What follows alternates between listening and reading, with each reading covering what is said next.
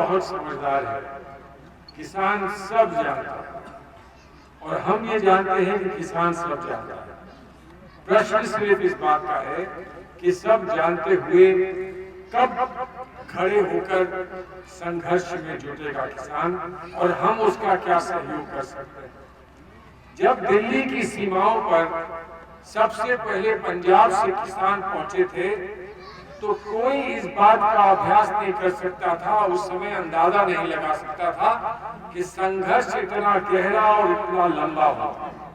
और हमारी बात छोड़िए, हम नहीं अंदाजा लगा पा रहे थे, कुछ और बात थी, लेकिन मोदी जी भी इस बात का अंदाजा नहीं लगा पा रहे थे कि यहाँ इतना लंबा संघर्ष हो जाएगा। और संघर्ष इतना लंबा हो गया कि सड़कों पर खाइयां खोदनी पड़ी और कीले सड़कों पर लगानी पड़े। कीले 1 दिन 2 दिन 4 दिन के लिए नहीं लगाई जाती, खाइयां 1 दिन 2 दिन 4 दिन के लिए नहीं सड़कों पर खोदी जाती है। वो तभी होता है जब सरकारी तंत्र के लोग ये समझ जाते हैं कि ये संघर्ष समाप्त होने वाला नहीं है। और सच्ची बात यह है कि हम यहाँ इस बात को उजागर करने आए हैं कि ये संघर्ष समाप्त नहीं होगा और इस संघर्ष का अधिकार है, इस संघर्ष का अधिकार है कि हम अपना पूरा समर्थन, दिलो जान से अपना समर्थन इस संघर्ष को दें। ठीक है, और वो गहरी बात जो है उसका संबंध हर क्षेत्र से, हमारे फरुखाबाद का क्षेत्र से है, उसका संबंध पूरे राष्ट्र से है, उसका संबंध पूरे समाज से। ये सिर्फ किसान का मुद्दा नहीं है, किसान का तो एक विशेष मुद्दा है और हमने इस बात को दोहराया कि किसान के इस विशेष मुद्दे से समाज कैसे जुड़ा हुआ है।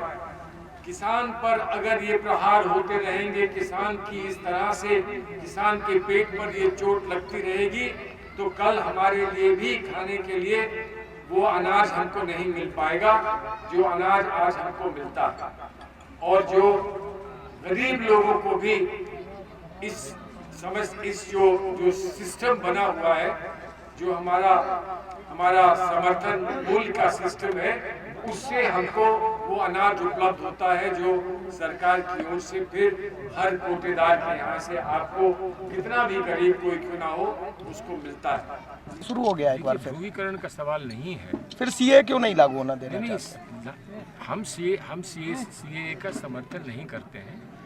और विशेषता जो असम के लोग हैं, असम के लोग उनको आपत्ति है सीए पर। और ये मत समझिएगा कि ध्रुवीकरण का साफ सवाल है, वहाँ हिंदू मुस्लिम का सवाल नहीं है, वहाँ हिंदू मुस्लिम का सवाल नहीं है। वहाँ देश में रहने वाले, जो परंपरागत रूप से देश में रहने वाले लोग हैं और जो देश के बाहर से आए हैं। ये नहीं किसी ने कहा कि देश से बाहर आए हैं तो वो जो है वो फला धर्म के हैं।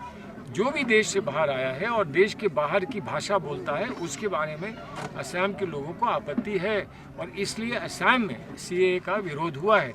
और असम में अगर सीए का विरोध हो रहा है तो उसको आप धार्मिक ध्रुवीकरण से मत जोड़िए, ना आप उसको किसी धर्म से जोड़िए, इसलिए कि उसका कोई संबंध किसी धर्म से नहीं है। बंगाल में भी इसी तरह की बयानबाजी हो रही है, अमित शाह वहाँ जाके कहते हैं कि सीए लागू होगा कोविड के टीकाकरण के बाद। इसमें कॉमन क्या बात हुई, जहाँ वो जाते हैं वहाँ ऐसी होती है बात। तो फिर इसके लिए आप दूसरे से सवाल क्यों पूछ रहे हैं, तो उन्हीं से पूछिए। आपने कहा बंगाल वो गए वहाँ ये बात उठी, असम वो गए वहाँ ये बात उठी, तो जहाँ वो जाते हैं वहाँ ये बात उठती है, यहाँ आएंगे तो यहाँ भी उठ जाएगी।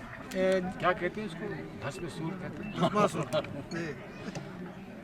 सर 26 जनवरी को जो किसान आंदोलन हुआ था और किसान जो है लाल किले तक पहुंच गए थे, और जिस तरह से जो उपद्रव हुआ है, क्या कांग्रेस अपना कहाँ पे क्या ठीक है? कांग्रेस ने अभी आप थोड़ी देर पहले कह रहे थे कि कीले लगानी पड़ी हैं, तार लगाने पड़े हैं पुलिस को उनको रोकने के लिए, तो वहाँ तो एक तरह से उपद्रव हुआ था लाल किले पर, इसीलिए सुरक्षा उपद्रव हुआ था, लेकिन पुलिस के रहते हुए वो हुआ था ना जी। हमने कांग्रेस पार्टी ने या किसी भी विपक्षी पार्टी ने इस बात का समर्थन नहीं किया कि वो लोग लाल किले पर चढ़कर और उन्होंने ध्वज लगाने की कोशिश करी, किसी ने समर्थन इसका नहीं किया है, लेकिन उन्होंने ऐसा किया। अब उन्होंने ऐसा किया तो कैसे किया, क्यों किया, किसने उन्हें करने दिया, ये प्रश्न सरकार ही इसका जवाब दे सकेगी। आंदोलन आंदोलन है और ये तमाशा है।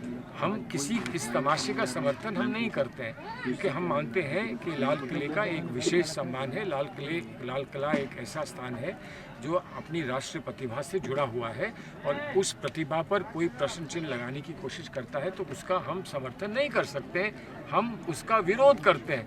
बल्कि हम ये मांग करते हैं कि उन पे सख्त से सख्त कार्रवाई क्यों नहीं आज तक हुई है और कब वो कार्रवाई हुई।